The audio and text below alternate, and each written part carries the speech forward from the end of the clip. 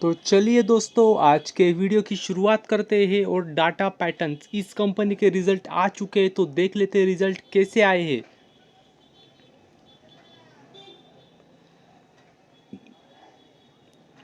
तो total income की अगर बात करें हम, तो टोटल इनकम पिछले साल हुई थी इसी क्वार्टर में, वो थी 90।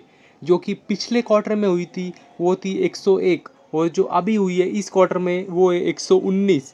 तो देख सकते हैं आप, ईयरली भी जंप है, क्वार्टरली भी जंप है टोटल इनकम में।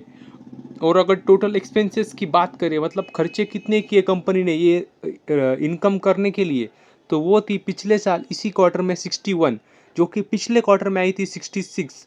और जो अभी आई है इस क्वार्टर में एक्सपेंसेस वो है 72।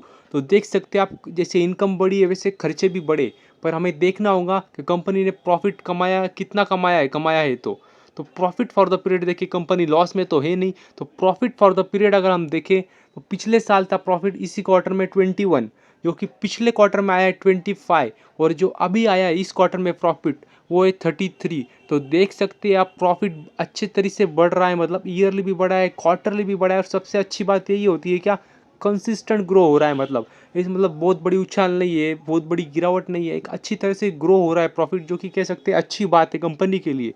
और अगर हम ईपीएस देखें, तो ईपीएस में भी हमें वही देखने को मिलेगा जो पिछले साल था ईपीएस इसी क्वार्टर में, वो था 4.06। जो कि पिछले क्वार्टर में आया है वो है 4.61। और जो अभी आया है ईपीएस इस क्वार्टर में वो है 6.03। तो कह सकते हैं बहुत ही अच्छी बात है ये।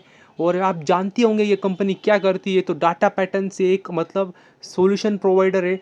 और किस सेक्टर में, जी आप अगर आप जानते होंगे तो आपने सही गेस किया होगा, ये डिफेंस सेक्टर, एरोस्पेस सेक्टर जो है उसमें ये सॉल्यूशंस प्रोवाइड करती है। मतलब अगर मैं आसान भाषा में कहूँ आपको आपको तो मतलब केपीआईटी क्या है, वो एक आईटी कंपनी है, मगर वो ऑटोमोबाइल सेक्टर को सॉल्यूशंस प्रोवाइड करती है।